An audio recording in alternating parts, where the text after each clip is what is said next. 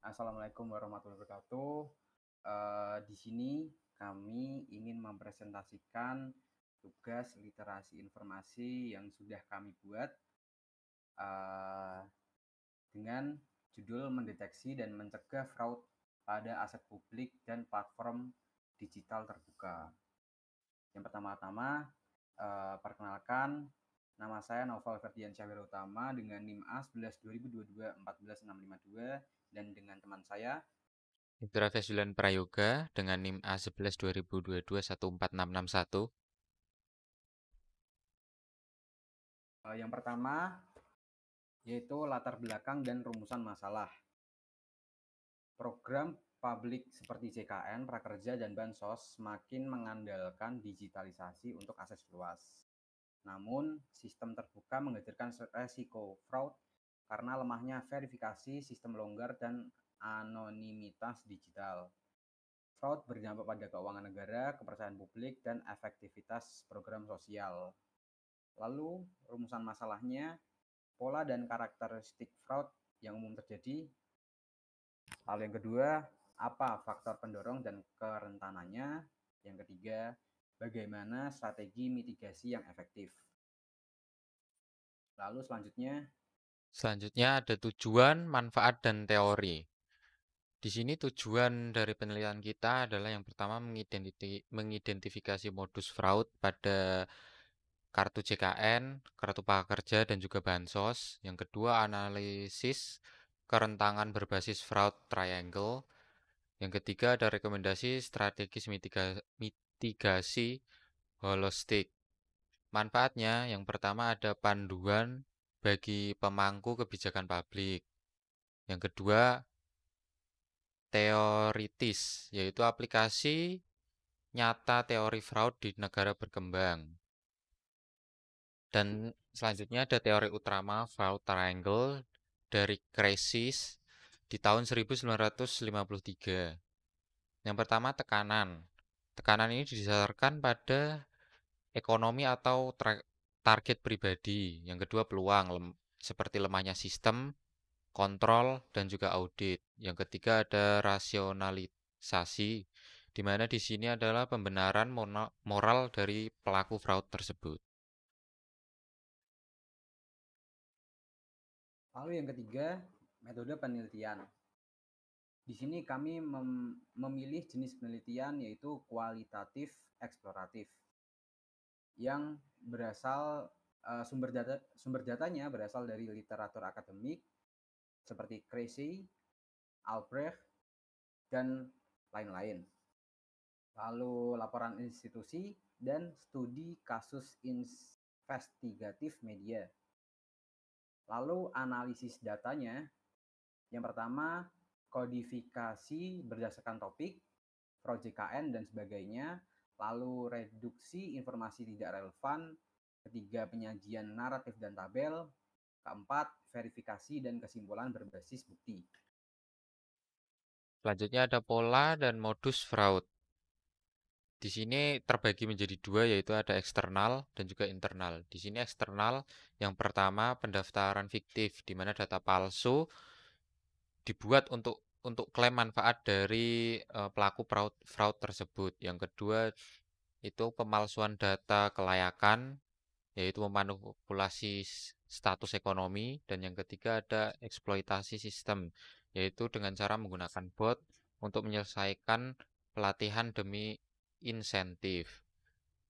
Yaitu yang kedua ada internal. Di sini internal yang pertama ada kolusi. Kolusi ini adalah oknum internal dan eksternal yang bekerja sama. Yang kedua ada klaim fiktif, di mana tagihan layanan dipalsukan. Dan yang ketiga ada manipulasi penyaluran, yaitu pemotongan dana bansos dan manipulasi data penerima. Lalu yang selanjutnya yaitu kerentanan sistemik. Yang pertama, teknologi. Verifikasi berbasis NIK tidak cukup, tidak ada deteksi anomali real time, dan ketiga, sistem informasi pemerintah yang tidak terintegrasi. Lalu yang kedua, kebijakannya. Kebijakannya yang pertama SOP longgar dan multitafsir, yang kedua audit manual, jarang dan tidak menyentuh akar masalah, dan ketiga tidak ada pemisahan tugas atau rotasi jabatan. Poin yang ketiga yaitu faktor manusia atau SDM, rendahnya literasi digital dan keamanan. Yang kedua, integritas rendah yang menyebabkan rasionalisasi tinggi.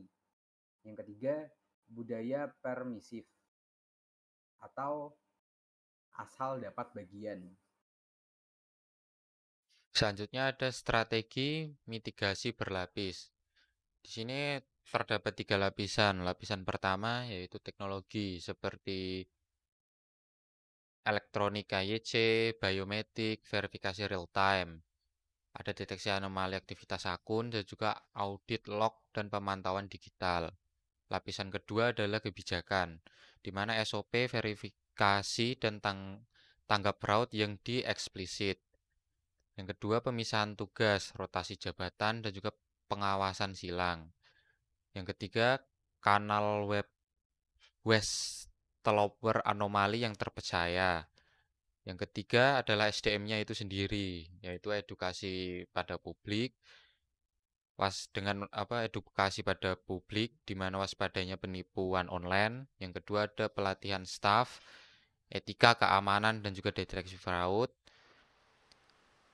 Dan kampanye yang terakhir ada kampanye integritas seperti budaya organisasi sehat. Implementasi AI deteksi anomali. Yang pertama, pengumpulan dan pemrosesan data. Itu log pendaftaran, transaksi, dan pelatihan. Lalu rekayasa fitur yang berisikan variabel perilaku seperti waktu akses, frekuensi klaim, dan IP unik. Lalu yang ketiga, pemodelan supervised. Jika ada label fraud seperti logistic regression dan random forest. Yang kedua, unsupervised, yaitu tanpa label seperti K-means, DBS scan. Lalu yang ketiga, rule based. Kurang dari 10 akun, lebih dari 10 akun dalam satu rekening. Sama dengan flagged. Yang keempat, evaluasi dan tuning yang berisikan precision, recall, false positive rate. Lalu yang terakhir, deployment, koreksiko otomatis per aktivitas, investigasi lanjut. Selanjutnya, studi kasus 3 program, yaitu yang pertama ada JKN, BPJS Kesehatan. Biasanya ada modusnya di dalam sini ada upcoding dan juga klaim fiktif. Faktornya adalah target dari rumah sakit, kontrol yang longgar, dan juga pembenaran internal. Yang kedua, ada kartu prakerja. Biasanya modus di sini adalah joki, bot pelatihan, dan juga data palsu. Faktornya sistem yang berbasis daring dan juga longgar, dan juga insentifnya tinggi. Yang ketiga ada bantuan sosial dengan modus penerimaan fiktif, pemotongan, dan kualitas yang buruk. Faktornya lemahnya kontrol lapangan dan juga relasi kekuasaan. Yang terakhir, kesimpulan dan rekomendasi. Kesimpulannya, fraud di platform publik adalah fenomena kompleks. Terjadi karena tekanan ekonomi, peluang sistemik, dan rasionalisasi sosial. Ancaman tidak hanya keuangan, tapi juga kepercayaan dan keadilan sosial. Keterbatasannya, studi berbasis data sekunder. Yang kedua, perlu validasi kuantitatif dan studi komparatif lanjut. Rekomendasinya, kembangkan identitas digital nasional yang terintegrasi, terapkan prinsip security by design sejak awal sistem, Lalu yang ketiga, gunakan AI untuk deteksi fraud berbasis data real time. Yang terakhir, dorong budaya integritas dan edukasi publik. Terima kasih. Segitu saja presentasi jurnal kami yang berjudul Mendeteksi dan Mencegah Fraud pada Aset Publik dan Platform Digital Terbuka. Saya Naufal dan teman saya Indra. Terima kasih. Maafkan jika ada kesalahan kata. Wassalamualaikum warahmatullahi wabarakatuh. Waalaikumsalam warahmatullahi wabarakatuh.